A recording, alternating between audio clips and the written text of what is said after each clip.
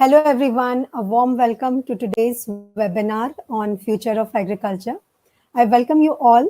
So, I would like to start my webinar with a quote. It says, "My grandfather used to say that once in your life, you need a doctor, a lawyer, or a policeman, and a preacher, but every day, 3 times a day, you would need a farmer." Now, what better way to emphasize the importance of agriculture in our world today or in our lives? Now, let me tell you that today's webinar will cover bird's eye view of agriculture industry and its dynamics. It will help you evaluate agriculture as a successful career option, know the high-stake opportunities of agriculture entrepreneurship, and it will also help you informed be about career advancement opportunities for agriculture. Let us understand why agriculture is boon to our economy, or why agriculture is considered as boon to our Indian economy. Now, number one reason is it employs the largest population of our country, or employs the most largest part of our population, and it helps them earn their livelihood. Number two, it feeds the huge population of India, which is 1.27 billion.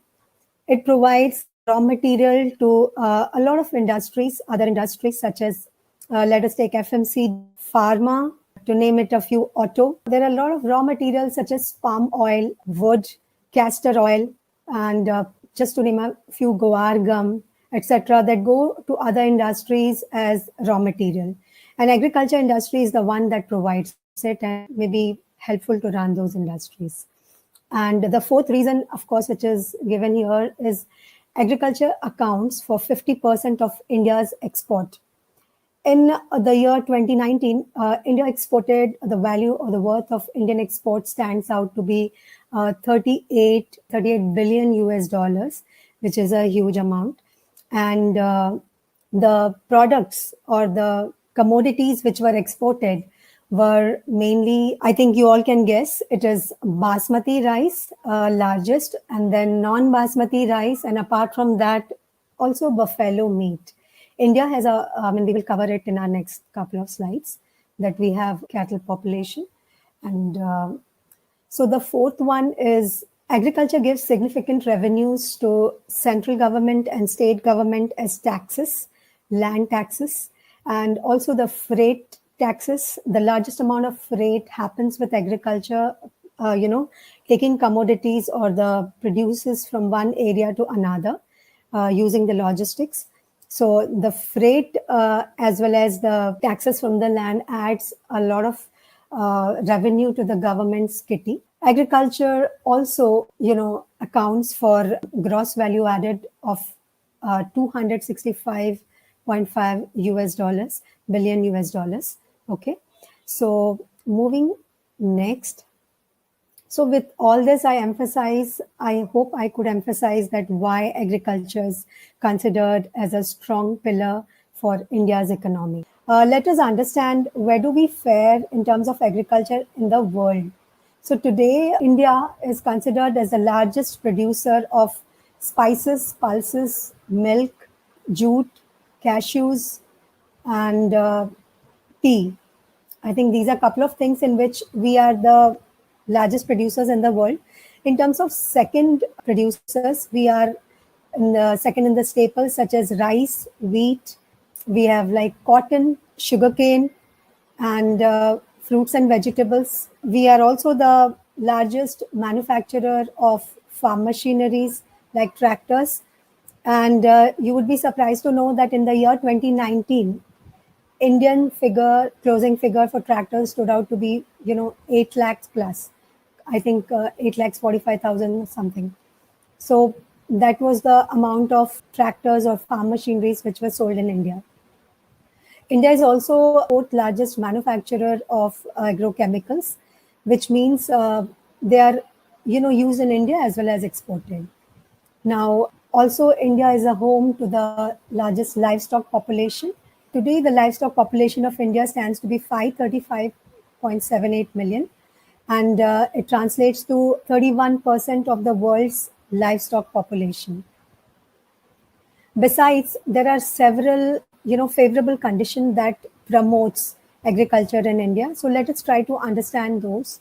India ranks 10th in terms of arable land. Or arable land is the land which is available for cultivation out of the entire land holdings, which stands out to be 161 million hectares in India. And besides that, India is also having 20 major agroclimatic regions. It has 46 out of 60 soil types within at our homes, and 15 major climatic conditions of the world exists in India. Strategically, the geography of India supports the export. It helps us to support export to all our neighboring countries and far off as well. The consumer spending in India is likely to reach by the end of this year to US dollar 3.6 trillions. And India is also home to a large number of plantation crops such as tea, coffee, and rubber.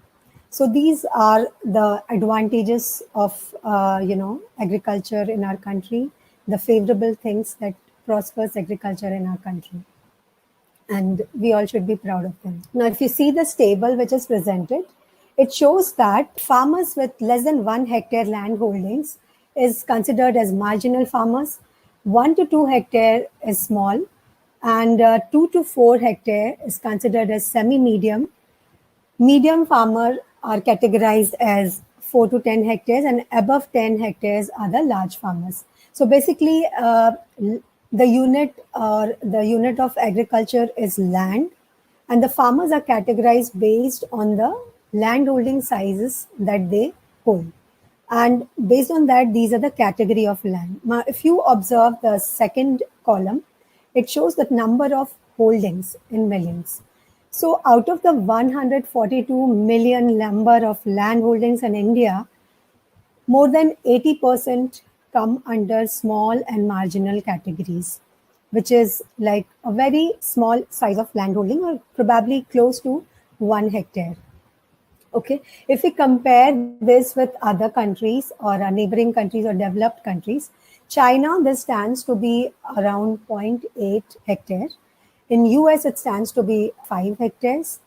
So the land, but if we see in Asia, the number of holdings in millions for the marginal farmer stands out to be 50%, or no country is having a small and marginal farmer, less than 1 hectare land size, more than 80% like us. It is kind of a little drawback to us. So now the average size, if we try to see, is 0.39 million hectare for the marginal farmer. So yes, but if we try to compare the farm size with the bottom line or the output, if a marginal farmer is having a small farm, or if a large farmer is, everybody has to put the inputs, right? But what is the advantage that they can have with large farm? So bigger farm does not ensure success, but it will definitely help you get loans for your farm. It will help you to adopt new technology and help you to diversify your crop, help you to have more security. So if one crop fails, and if you have diversity or diversification of crops, the other crop at least helps you in, recovering the losses. But if you are a smaller marginal farmer, just one farm, you cannot diversify much in that, right? So with that respect, farm size impacts bottom line with the help of facilities or infrastructure that you can garner, and you can progress further with a larger farm size. So I would open another poll. So audience, you have to respond. What is your opinion if a good rainfall is a boon to economy or not? I think 93% of the audience goes with yes, and that is fantastic. However, 7% are not very sure. Yes, a good rainfall definitely gives a boost to our economy. If we have a good farm output from a decent monsoon, it creates a demand for consumer goods in rural areas. Okay, the food makes up nearly half of the consumer price index that Reserve Bank of India considers or monitors, and while deciding its monetary policies, so including interest rates, etc. The bumper farm output will definitely keep the food prices under control. So, if a farmer had a good rainfall, or if a country had a good rainfall, the farmers will have enough infrastructure or resources to produce crop. They will have more produce and they can repay their loans, and they can get more income. The government doesn't need to come forward and support them, right? So the more the government takes from its fiscal discipline, the more will be the impact on our taxes. So the government has to pay during the droughts or floods to the farmers, and besides that, the demand will definitely increase because the produce is less, and we have to pay more for buying our vegetables and staples. We recently, faced such things with onions and tur dal. These were imported from other countries, and we had to pay huge prices for that. So yes, the answer is if there is a good rainfall, it really helps our economy. Now, let us see what are the major operations of agriculture. Okay, so before we enter into the major operations, I would like to talk about the major seasons. India has two major, or basically three seasons. Out of that, two are major seasons: Kharif and Rabi. The Kharif season starts with the onset of monsoon from the month of June, and it gets over in the month of October. The major crops which are taken up by the farmers in the Kharif season, if you see the investment thing here down, it is rice, pulses, coarse cereals, cotton, sugarcane, oilseeds, etc. So basically, what happens? Many farmers in India, they only go for one crop in Kharif, despite India having the capability to grow three crops a year. That is because of the lack of sufficient water. Okay, so if a good rainfall has happened, they definitely try for a second crop with a reserve, which is the Rabi season, and it comes in the month of starts with the month of November and goes up to March. So the major Rabi crops which are listed here is wheat. Apart from that, it is also potato and vegetables. All the vegetables like tomato, carrot, peas, etc., are sown in the Rabi season or winter season. Okay, and it ends in by the month of March.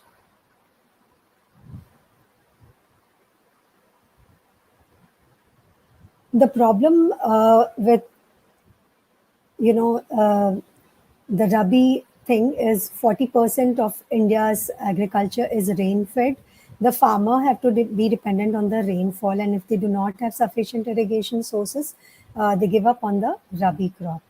Now, let me show you the operation of a cycle of operation in a agriculture farm that happens with our farmers. So it starts with input collection, whichever crop they want to produce, and then with land preparation. Land preparation is just like foundation of a building, like an architect does. Land preparation is foundation for the crop to grow, healthy and more productive throughout its life cycle. So in the land preparation, a farmer basically pulverizes the land, or plows the land and makes it a better place for seed that will be inputted to germinate.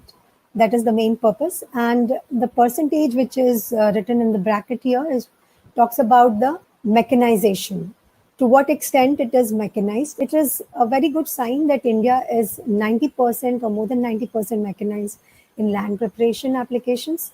Most of our farmers use tractors and farm machineries for doing land preparation. Next comes, once the lands are prepared, next comes is sowing. Here, the seeds are planted in those seed beds, and again, here the mechanization is not to that extent. It is close to 30%. And we are still, of course, there are requirements are different. Like if you see rice would require transplanting, which is like taking small saplings of rice and putting it in a muddy soil. But if you take case of wheat or corn, these are the seeds which are dropped into the field. So in that case, we can use a machine which is locally also available, known as seed drill. And with seed drill, we can drop the seeds for wheat. But specialized crop or cash crops like sugarcane and potato, it needs special machines which as of now are not very affordable by an individual farmer, but these can be rented out through various I would talk about them startups who are renting out agricultural machineries. So this can be done, but I think it is yet to reach to a large number of farmers. Yeah, there is a little limitation for using such machines. It is the land holding size. If a land holding size is good enough, at least 1 acre plus, then only such machines can operate. So after sowing, once the plant start coming out, a farmer gets busy with protecting, caring the plant, watering it and protecting it from the pests, supplying nutrients to it and fertilizers, etc. And then when the crop matures, it is harvested. Harvesting is again an operation which is to a large extent mechanized in India for the staples, especially rice and wheat. And huge harvesters are used to cut these crops. And these are like known as combine harvester. They combine all the operations of cutting, threshing, and separating, and then collecting the grains. All these can be done together. And finally comes the post-harvest. This is the area where the residues left in the field can be cleared up with the help of machineries or manually also, or a lot of people engage in burning them, which is not a good practice. So post-harvest deals with clearing of the residues. And if, instead of burning, if we collect those residues, that can also help in generating income by selling them to, bio industries. So with this, I would like to tell you that India is still, grows staples a lot, which is rice and wheat. And we are still coming out of, rice wheat cropping system and trying to adopt diversification in farming. So before I go further, so this talks about challenges. Now we have a very deep couple of challenges which holds our agriculture progress back. Number one is land holding size. Though the land holding size does not directly impact the success, but it helps in progress or adoption of technology, adoption of mechanization, and diversification. So a low land holding size really hampers a lot of progress in agriculture. And next is stagnant yields. We just saw that India stands first in many of the crops, which is mainly, pulses, basmati, pulses and jute, etc. But second also in rice, wheat, etc. But then it is just because we are producing it in large number of lands, but our productivity is much lesser than compared to other developed countries. So we still have a long way to go or achieve productivity or improve our efficiencies in those crops. The yields are stagnant, and for that, a lot of measures are being taken. The farmers, maximum number of farmers are still engaged in age-old method of farming. It's like not using the right seeds, not practicing the right agricultural practices to improve the yield. And sometimes there is a problem of irrigation. So all this are causing the stagnation in the yield. Another one is weak market linkage. Even when sometimes our farmers produce, market linkage is a big problem, and we will know in our further slides that how various startups and Indian government is working towards it. Acute dependence on rainfall, yes. 40% of our farmland is dependent on rainfall, and a little bit fluctuation in rainfall impacts their output.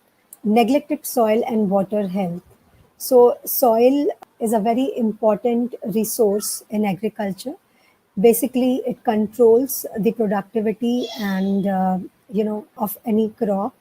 The health of a soil is also important, but negligence has led to decrease in the fertility of the soil in India. The soil of Punjab, for example, is has become lighter because of excessive use of urea and other fertilizers.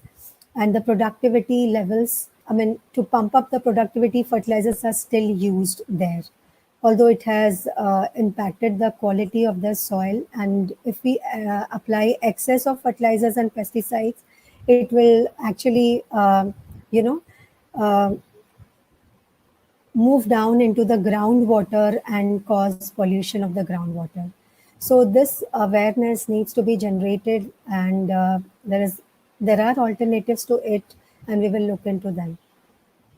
Also, if there are high value crops, such as if we say that broccoli, baby corn, and vegetables, but there is a lack of knowledge or hand holding to the farmers to produce these crops and market them appropriately, because of which there is a hesitation in them to take up these crops, and they are more comfortable with the staples and age old practice that they were always doing.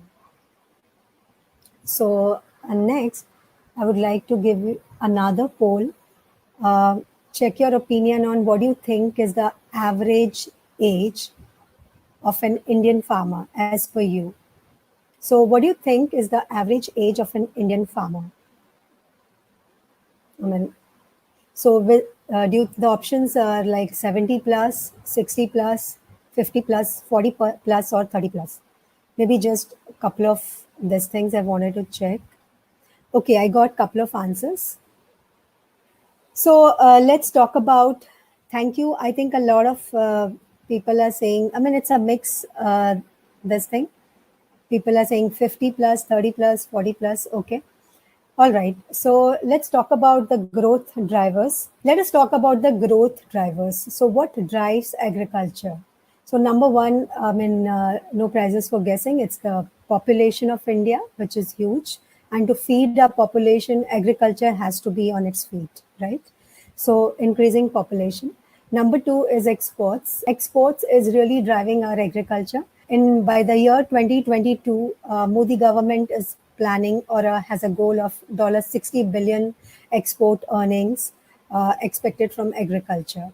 And the largest commodities that they're expecting to export are, of course, basmati, non-basmati, buffalo meat, besides guar gum, fresh fruits and vegetables, juices of fruits and vegetables, and many organic and processed foods, also medicinal plants and herbs, so about which India is a home. So number three is favorable demographics. By favorable, why did I check with you about the age is to discuss this. Today, the average age of an Indian farmer, as per the estimates, is 65 years plus. But once, I mean, maybe in another couple of years, these farmers would get old, and the young farmers will come into the picture. And for every young farmer, I'm considering 40 as young farmer, 35 to 40. And for every young farmer, there will be 2.165 years of farmer, which means a lot of young farmers would come into picture and old farmers would retire or go out of the picture. And what does this indicate?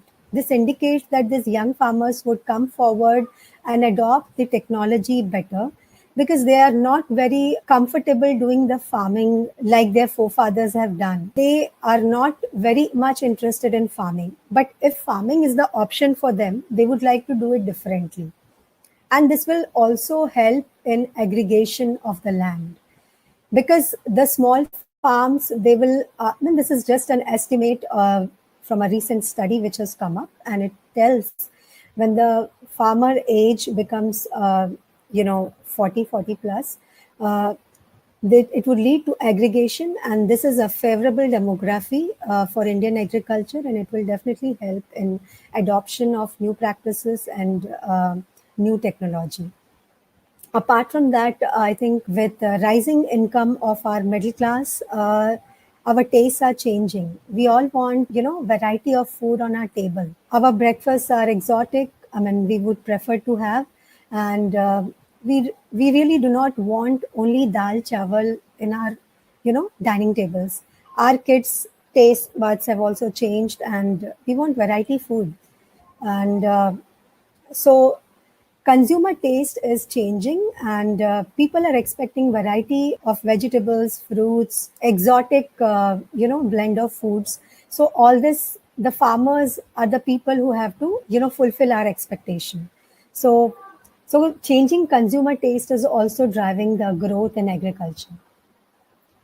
But just to quote a study, if we see the figures in agriculture in terms of growth, the statistics says that we have hardly grown in agriculture in past 6 years.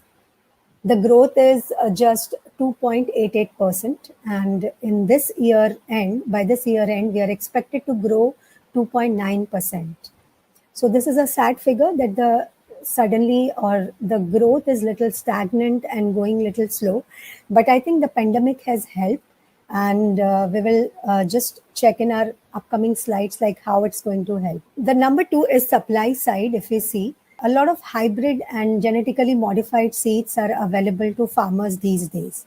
You all have heard about, might have heard about BT cotton. There was a wave in 2006-7, which revolutionized the cotton farming in India, and we became the second most producer, the best producer in the world in cotton. So that was a genetically modified cotton. Such things are also available for brinjal here and mustard. Also, if we see the hybrids, I guess a lot of you might have seen the hybrid guavas in the market, okay? Seedless grapes, and then, many such examples are there. So from the supply side, if we see, there is a lot of modified crops which have come, which are going to help farmers to increase their yield, protect their crops. So favorable climate for variety, for wide variety of crops.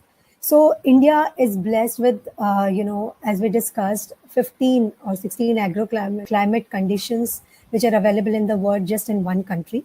So we can grow from olives. Olive is a native of Italy. We can grow olives to zucchini, from barley to, basmati rice in India. All this is possible, and I don't think there's any other country where the climate is such favorable or diverse. So it is only the matter of taking opportunity. So I don't know how many of you know that there is a belt in Rajasthan which has thousands of olive plants grown, and they are doing a very good business. And the government of Rajasthan is involved into it, and they produce olive oil. And though people, I mean, hesitate to buy Indian goods, but that is olive oil produced in India for Indians, and it is economically cheaper than olive oil that we import. So this is kind of exemplary thing which is shown by the farmers of Rajasthan, encouraged by government there. Also, I would take an example of baby corn. There is a farmer in Haryana who started growing baby corn, mushroom, such small, products which are very much required in restaurants, at homes, and many of the variety of food that we eat. So if we can produce them in house and market them, so the local vocal will be more efficient. So those are the, and what I'm trying to tell you is the climate of India is favorable for each and every crop that we eat today and can be grown here. So from the supply side, mechanization, yes, mechanization is rampant in India. In land preparation, we are more than 90% mechanized. The only problem here is if the entire value chain is mechanized, it is more efficient. Right now, the complete value chain of very few crops are mechanized. So maybe the companies who are dealing with farm machineries and tractors, they are working on it and coming up with solutions very soon. But that helps all the solutions from one umbrella. If they get, the farmers would be happy and more confident to use. So that is about mechanization. Farmers and agricultural labors. So I will answer this question. It's not really, hazardous because it is taken care during the preparation of the gene when it is, injected into the new crop. Though there is a debate that genetically modified crop can, cause some of the, maybe some kind of disease in us, but scientifically it is not proven anywhere, or there is no evidence that genetically modified crop can cause crippleness or any kind of disability. So, as per my understanding. So, regarding the policies that the government is helping farmers, so that is agriculture export policy. Next is Pradhan Mantri Kisan Samman Nidhi Yojana. This is a policy which government of India has opened up for the farmers. They get direct money in their accounts and to help them in case of any poverty, or I mean just to live a dignified life.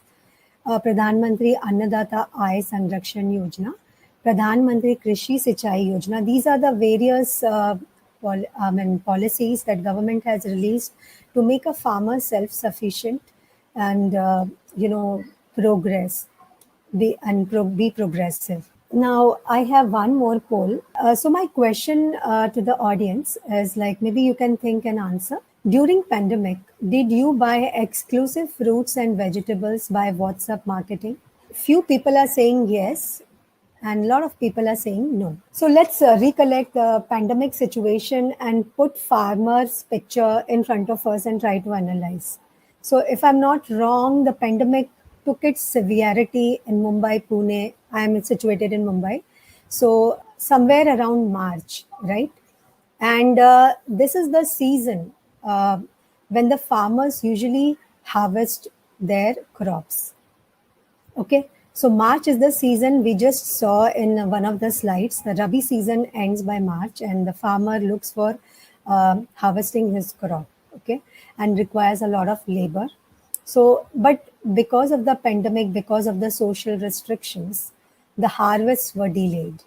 Correct, and then because of the delay in harvest, once the harvest was done, even the procurement of the harvest was delayed. A lot of farmers had to waste or throw away their produce, okay, because of this. I think the government, that's why helping them so much.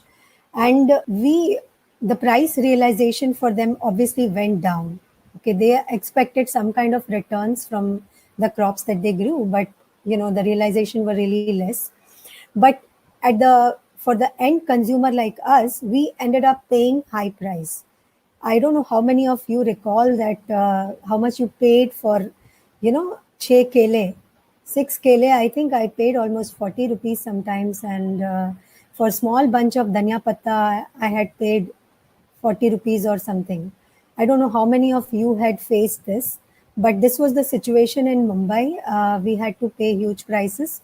But the end, I mean, the producer was not getting the income. It's all because somewhere they collected, and then the logistics, and then storage, and then transferring, then coming. So delay as well as, stocking up of the price. So all this situation gave lessons to the nations, especially, I mean, if we take the international, especially those who import much of their food, we also import pulses. They have to be self-reliant. I mean, they have to reduce their supply chains and better secure and improve the resilience that they do with their food supplies. This is the lesson that we have learned during the pandemic, that closer the produce or import and all during this has to be, the country has to be self-reliant in production. And that's why I think, and in our Prime Minister's Man Ki Baat also, we have heard like local vocal, which is try to buy things from your local producers. Okay, local farmers. One of my friend has mentioned in the chat that he has purchased things from local farmer. So support, we as an individual or consumer have to support the local farmers. If we do not like the quality of the produce that they are getting, we have to tell them that this is the quality which we are looking for, so that they understand. And of course, there are a lot of startups which are working around it, and definitely we will get to eat the quality that we like very soon, produced by our own farmers. Okay. Um, Now, if I see the other things, the pandemic has also changed our mindset. Like, we have become more uh, cautious about our immunity and the food that we intake. Suddenly, the immunity thing came up, and we wanted to be very sure of what we are eating. Healthy food, more fruits, nimbu, ginger, pepper. So all these things had to be included in our daily diets so that our immune system is strong. Besides that, we were at times wondering, ये खाना जहाँ से आया है, is it safe? The traceability factor. Are we sure that the food from where it is coming, is it safe? So, but then we didn't have much choice, so we had it. But then, had it been traced, if we had a factor of traceability somewhere, we would have been more confident having it, or we'd be more excited to have our food, right? And of course, as I covered, the demands were fluctuating because farmer had produced, we wanted food, but in between it was stuck. Okay. From the supply side, a lot of things we observed was like we wanted doorstep delivery. We didn't want to step out, protect ourselves, right? So doorstep delivery, there were apps. You know, here is where I'm mentioning about the WhatsApp marketing. I had got couple of WhatsApp messages which talked about Alfonso mangoes will be delivered at your doorstep if you order 2 dozens, and priced around this. So all this was a delight, getting mangoes delivered at your doorstep. And somebody came up with a message of hydroponics grown salad vegetables, and very beautiful colorful picture of cherry tomatoes, broccoli, and mushrooms, and I mean not mushrooms but then other things like zucchini, everything put together, and 3 colors of capsicum. So that was very attractive, and known to be, supplied at your doorstep. And hydroponics means without much contamination. So such food would be delight. So I really ordered them and consumed it, uh, thinking that the whatever the source is telling is right. But I really didn't have any tracking or traceability there. I would have preferred. So another thing on the supply side, we all saw that the reverse migration of labor. So all these laborers who had gone back to their home states because of lack of livelihood resources in the major cities. So to support them, we have to buy our local stuff, and they will be encouraged by the government to produce food locally. They will be engaged. This policy, which is initiated by the government, is MG Narega, which is Mahatma Gandhi Rural Employment Guarantee Act, under which the laborers or the unemployed will definitely get revenue through some kind of employment. A lot of opportunities are around, you know, I would say taking care of the cattle's food processing, where government is going to employ these unemployed laborers who have gone back to their home and provide them some, livelihood. Besides this, there is a farm gate marketing. I think you would have read. So this is like a 1 trillion Indian rupees has been sanctioned. Here, the people who are interested in agribusiness or startup or entrepreneurship, for them to open up cold chains and food processing, so where they can directly procure things from the farmer and add value to it and sell it to the market. So this kind of infrastructure support is coming from the government. There is one more recent update from the government side, which is One Nation, One Market. It is basically the Deregularization of Essential Commodities Act. Under this, the retailers and the traders can stock the produce with them, and then they can, sell it at the appropriate time after adding value to it. Uh, Besides that, farmers can also now sell their produce into the electronic platforms. They are open to sell, it's no more mandatory to sell it to the APMC and all. So they can, wherever they are getting competitive prices, they can sell their produce under One Nation, One Market, which has recently come up. Also, the government has added one more delight for the farmers, which is in model agreement with contract farming.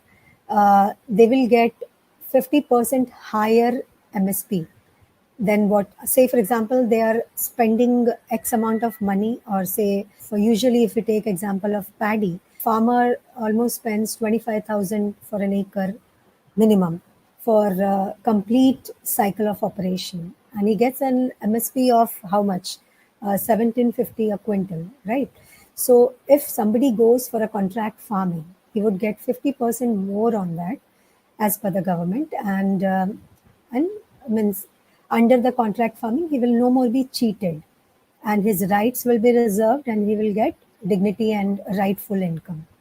So these are a lot of encouraging measures taken up by the government after this pandemic, and to make our farmers India self-reliant. I have one more poll, but so I will quickly cover the key focus area. The big data analytics, it is, basically using farm data to determine the key opportunities and key focus areas. Farm management solutions, it is used for risk mitigation and forecasting solutions, customer relationship management, input channel solutions, etc. It can also be used for traceability and compliance. The big players on this are startups like Cropin and AgroConnect. Farming as a service.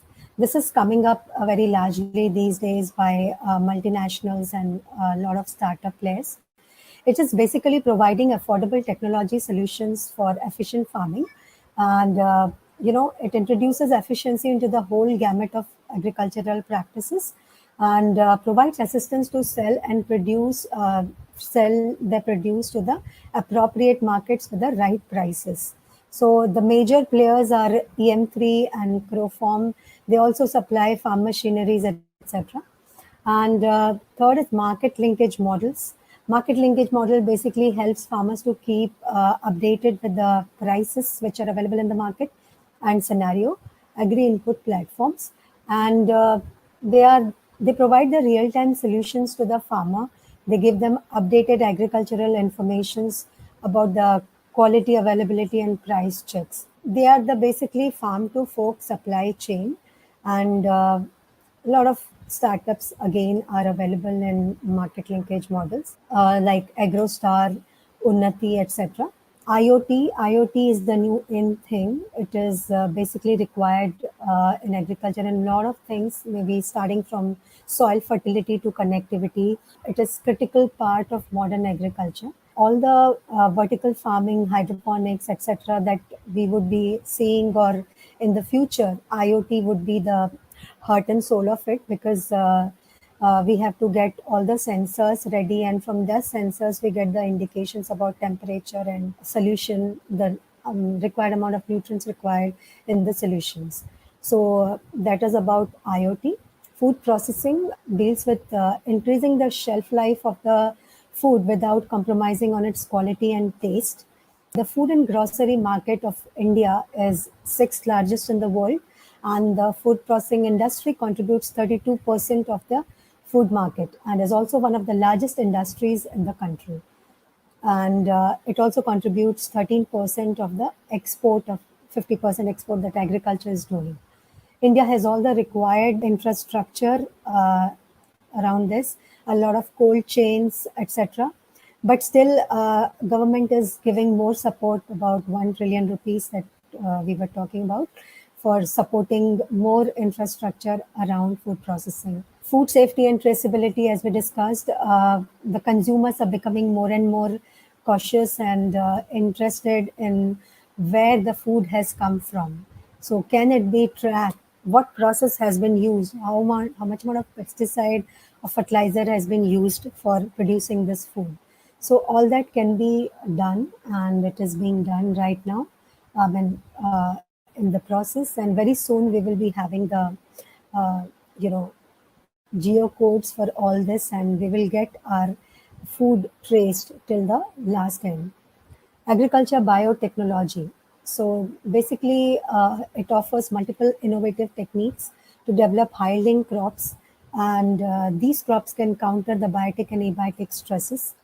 India's bioagriculture is currently estimated to be US $7.8 billion, and it's a huge industry. People who are interested to start entrepreneurship can get into this field as well. And it talks about genetically modified crops, biopesticides, microbes, that bio soil ameliorants. How can we improve the fertility of soil using agri-biotechnology? All these are new technology which are going to come up in ag biotechnology. Yes, I'm coming about organic farming in our next slide. I will cover it. So these are the opportunities in agriculture where investments or entrepreneurship or organic farming, because somebody is asking this question, I would like to cover that. Organic farming is the cheapest way where you can take up the entrepreneurship. You don't have to do a initial investment in infrastructure like you will do in hydroponics, aquaponics, or other things. So basically, what is an organic farming? It is basically avoiding any kind of synthetic product while producing the crop. So let me tell you, globally, 50 million hectare of area is under organic farming, and India owns 30% of that. But today, we just are using 1.58 million hectare of that land. So we still have a lot of scope of using or producing organic, food. So, and we have exported a lot of organic products from India. Around 1.35 million tons of organic produce has been exported. Certification processes are also going to come up very soon, strong certification. So for organic, right now we see certifications, but they're not very authentic. But India is going to come up strongly. The government of India has opened up the certification norms, and people can get certification of organic produce. So if we consider India, Madhya Pradesh is the state which contributes largely to the organic food.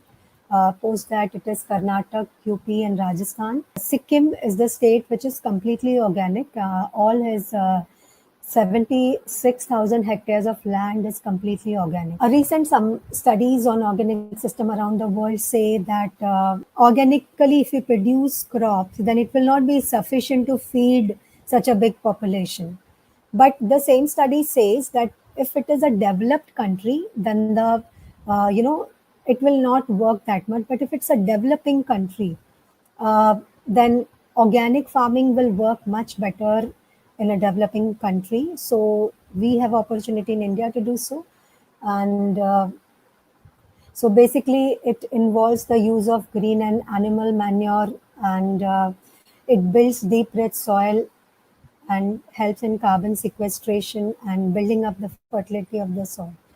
So Vidarbha, yes, yes, it is possible. It is possible anywhere. It's not that it will not be possible. If it's a farm where you have already taken up a non-organic farming, you will have to wait for 3 years to convert into organic farming.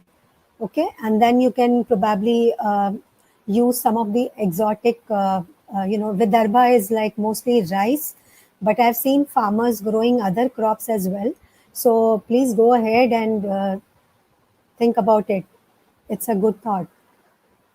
So coming up next is agri-entrepreneurship. So when I talk about entrepreneurship, it's a buzzword. It's it brought a glam to the otherwise mundane sector of agriculture, and because of the startups that have entered entrepreneurship, it's involved. They have solved a lot of challenge which is being faced by our farmers. In 2015, AgTech investment hit a record of 4.6 billions.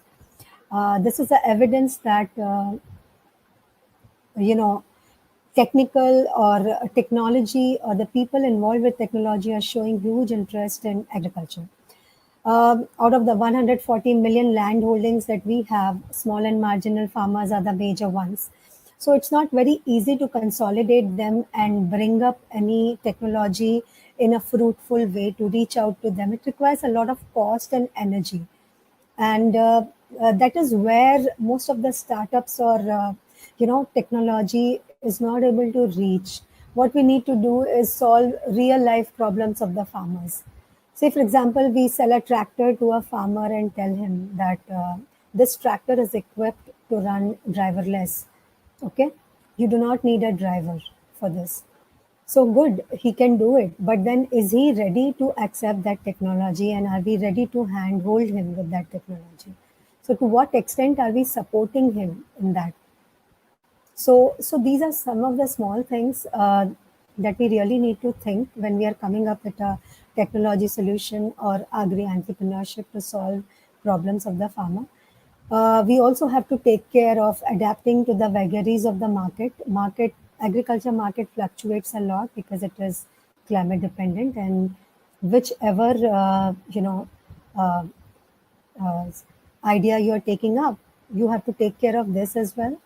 And consumer habits. So consumer habits is changing. It's changing towards better, healthy food, traceability, and safety.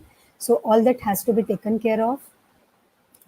Enhanced environmental regulation. If you want to export your produce, the regulations become more stringent. The consignments gets rejected if there is any flaw in the guidelines. So all that has to be met, and quality produce has to be there. So this all has to be taken care of. I would say pickles. Pickles is a very good option. And it has a lot of demand, but I do not understand what do you mean by drying fruits and vegetable. Maybe I can share my email ID with you, and whatever questions you have, because today we are already running out of time. So I will quickly tell what is the way to enter into agriculture stream. We don't have much students here, so maybe I can just glance through it. Agriculture entry requires physics, chemistry, maths, and biology, and there is a all India entrance exam for central government, and reserving 15% seats in agriculture universities. There is another way to enter is through state joint entrance exams with eligible scores. You can enter the stream. There are very interesting jobs available with various multinational and government organizations. Agriculture offers a lot of jobs in the government sector as well. I have listed them for your reference. There are a lot of private companies are also there. I will show you a list of some of those input industry which sell seeds and pesticides. There are fertilizers industries, tractor manufacturers, farm implements, irrigation, and then food processing. These are the major, players in agriculture industry, and they pay very decently to the, employees. And it's a good, sector to take part. Or and some of the career path, whoever is interested in taking up. So I have put a little bit of CTCs around for you to understand. So with this, I think I will close. So Anand Rao Shankar has asked how much finance is required of fees. Agriculture is a very, very, I would say, low cost or very economic course. I have myself studied in a government college, and I think my father would have hardly paid more than 10,000 for 4 years degree course. Besides that, I also earned scholarship of ICAR. So that's what I would like to say. Fees, you should not bother. If it is from a reputed college, the fees would be very less. Rather, you get scholarship while studying. excessive use of fertilizers in Punjab. How can we reduce it, Sukhvinder? Yes, Sukhvinder, I think Punjab farmers are very progressive, and I have a lot of farmers friends there, and I think they are themselves trying to use, they use paddy ash, and they use a lot of ameliorants in the soil to improve its fertility, which are organic in nature. So though they are applying fertilizers, but now they are mixing it with a lot of soil ameliorants or organic things such as farmyards. They are also doing dhanchia in the field to improve its fertility level. So I think they are already aware and doing it. But yes, I would say shifting to organic would be more helpful, and it is doable there. Okay, food traceability. So food traceability, a lot of startups have come up here. You will basically need to link up with the farmer and adopt them and teach them like how your food is going to be traced. So you have to record basically what amount of fertilizer and pesticide, handhold them that this is the required amount. Beyond this, it should not, it doesn't require. It starts with, soil testing, water testing, everything needs to be tested before you put a seed into the soil. You should know what is the required amount of chemical that is allowed to produce this much of yield, and then it has to be noted and get certified with a tag. So that can be a very healthy thing. And I think I was involved in a couple of projects in food traceability, where we went up to the end customer in potatoes in Agra. But then farmer, if they are huge land and producing a lot of crops, they really do not care about these things, and it requires a lot of patience to sit and explain this to them and get this done with them. So that would be my answer to food traceability. Yes, we need license for organic farming. We do need license. You will have to contact, on the website of APEDA, there is a guidance.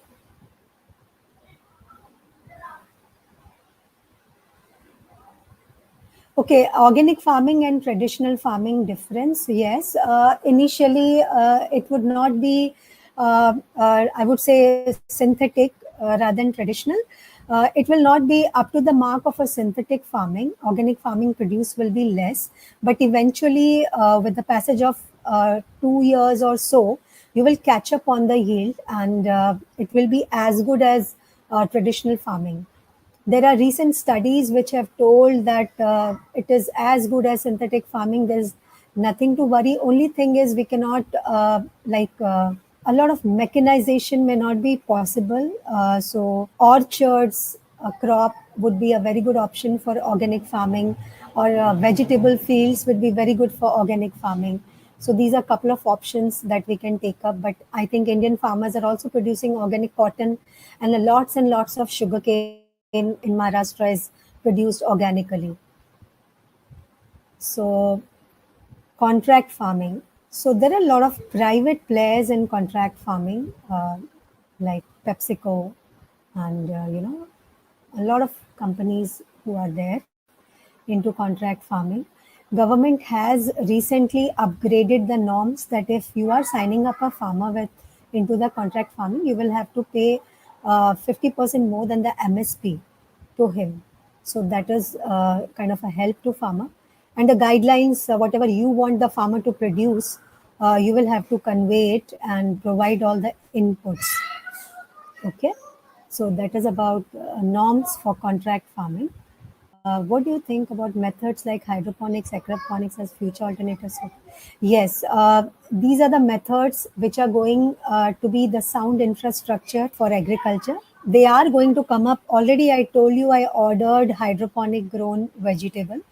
Basically, hydroponic is like growing without soil, only with the help of water, and the roots are dipped in water, and timely supply of light and nutrients you have to supply. So this is it is a in thing, and it is going to boom in the future. But please take care of your investments and study your market well. So if you are doing hydroponics, you have to attract consumers who are upper middle class or middle class. Okay. So if you are in such area and if you can approach them, then you please go for hydroponics or aquaponics. So because they value such things and they would love to, have a traceability through hydroponics for such, because a lot of people don't like mud at the end of spinach or methi. So if you have grown it on hydroponics, you will have to market like I can grow it without mud and stuff like that, and they really like it. But not ordinary households. You will have to target the households which are good in income levels. I am a doctorate from in agriculture from IIT Kharagpur. I am. I have worked for 15 years in agri industry, basically in John Deere and Mahindra. Currently, I am looking up for consultancy opportunities recently, and shifting from this place, Mumbai to Chennai. So just waiting for my sabbatical time and enjoying the time, not occupied as such. So thank you all for wonderful questions and being such a nice listener. Soil mapping techniques, yes, this is very important. A lot of work has been done by government and startups are already working on it. I think 30-40% of India's soil map should already be there, and a lot of drones and soil testing machines which are already supplying fertilizers as per the soil need. This is a very in thing and required in the future. So that cumbersome process of soil testing would not be required if we have good soil maps. How can we hire experts? Okay. Thank you, Padma ma'am, for sharing your expertise on such a wonderful topic. Not just wonderful, need of the hour topic. I hope everyone really liked the information that Padma ma'am was giving, and hopefully it has spiked some interest in looking at our agriculture of India in a different perspective. Ma'am, I think there are some questions in the Q&A tab as well. So horticulture farming and the market and the profits of India. This is a very, very upcoming field. If you're growing a crop, any crop, say for example, lauki, you take bitter gourd, you take anything. So horticulture crop, usually 2.5 months to 3 months, you start getting your returns. It's a very, very profitable farming option. Sometimes you might need to do little bit of investment in terms of setting up, poles and all for keeping it erect. But otherwise, it's a wonderful option. Horticulture. Please go ahead with tomato, brinjal, anything which you think is having a demand in your area. What do you think about methods like hydroponics? I think I've answered this. What should be sowed in the farm with only rainy water? Nagpur area, I think, Swapnil, it's rice. What else can I say? You have a very special rice of Nagpur. I think that is the only thing you can grow, a special variety of Nagpur in the very rainy season. Okay. What is multi-layered farming and how much it is successful in India? Multi-layered farming would be successful mostly like one crop will be of than this. Over that I grow corn, over that I grow some palm, something, I mean, different layers. And it is basically in hilly areas like Kerala, hilly and swampy, they can go for multi-layered farming. Success wise, yes, it is more at a subsistence level and, of course, to some extent, revenue as well. Is engineer can buy a land and do a farming? Well, buying a land, unless you have a farming stamp, you cannot buy a land in India. That is a problem. If you have any relative who is a farmer, maybe you can, buy land from him and check with him if he can transfer it to your name with some following some norms. But it is very hard to get land if you're not a farmer. You can lease a land maybe, but not buy a land. How a non-agriculture professor from city can become a farm owner? Yeah, I think partly answered. What it takes to be called a farmer from government of India? Of course, farmer is somebody who has to own a land or, earn his livelihood from farming. what real benefits are there for cold pressed oil against filter pressed oil? So the real benefits is all the nutrients. Say, for example, if you're taking groundnut oil or sesame oil, the real nutrients which are present in it will be intact in cold pressed oil versus filtered or processed oil. The nutrient level of the uh, processed oil definitely gets reduced because of the temperature and other thing. Why cost of such best cold pressed oil is much? Obviously, cold pressed oil, it is just like if you produce organic food, you will definitely ask for cost because you have waited so long for it, you know, for invested so much. So obviously, you will charge more when you sell your organic produce. Same way for the cold pressed oil. Okay, the infrastructure and all required for it would end up in making it, maybe you can get involved in this business because anybody can set up a factory. It does not require a lot of investment. How is food traceability done? I think I've answered this before. Has government framed any norms for contract farming? I've answered this. Could paddy and pulses be grown by vertical farming? Very good question and a very difficult one as well. I think growing paddy in vertical farming, these are all, I would say, land crops and has to be grown in huge quantities. But of course, it can be tried. But I think we have sufficient land and to grow paddy. For pulses, definitely we can try. Paddy is a little tricky crop.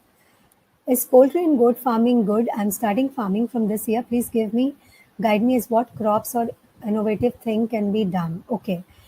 Poultry and goat farming is very good because see, if you are growing up poultry, the residue or the feces that you get out of poultry can be used as fertilizer. And goat, I think government helps the poor people of India with, giving them the kid and then they grow up into goat. You can, earn revenue by meat or rearing more goat.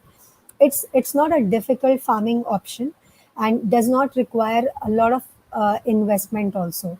So poultry and goat definitely is a good option to start with, and once you are more conversant with and I mean, if you need more information, you can email me separately. I can give you some tips to how to keep goats and poultry in good healthy conditions for long, and what are the ways to take care of them from vaccination and all those stuff. Okay, I'm starting. Congratulations, please take it up. We need people like you. How is future of aeroponics and aquaponics? It is very bright, to tell you. If you have infrastructure and budget to invest, uh, you definitely have to start with vegetables which are of high demand and can be easily be sellable, not something which is not in demand, so that you can recover on your investment. How big is hydroponic market in India? I think I do not have a fixed number or something coming to my mind, but then it's not a very big market. I think not into some $1 billion, but yes, couple of this thing I've seen and heard, and so even I need to explore the worth of this market. So hydroponic definitely is a better option if you want to choose between these two in terms of infrastructure. What is the difference in yield of organic farming? Yes, I have answered this. Short-term course on agriculture. I think all agriculture universities offer, courses. If you have any agriculture university close to your house, you can enroll for courses. They are very cheap and they give you information on this agriculture, or maybe if you really need something practical. So these are available. Or maybe you should make a farmer friend, a vegetable vendor a friend. They also teach you a lot of things. More than a course, you will do an experiential learning. So that would be my answer. Suruchi, I think I've answered all Yes, the questions. yes. And this is the end of the webinar. Thank you. Thank you, Suruchi. Thank you, everyone.